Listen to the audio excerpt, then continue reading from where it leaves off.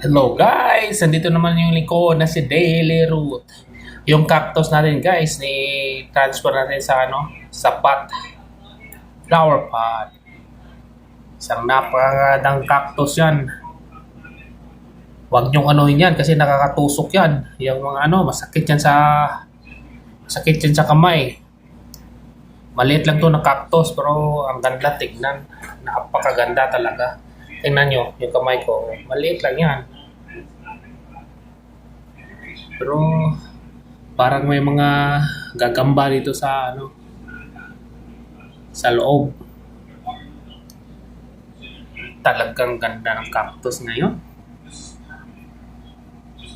Magano tayo ng mga cactus, marami. Maganda ilagay sa sa tirahan to. Napaka-healthy niya, no? Napaka-green. Ang ganda.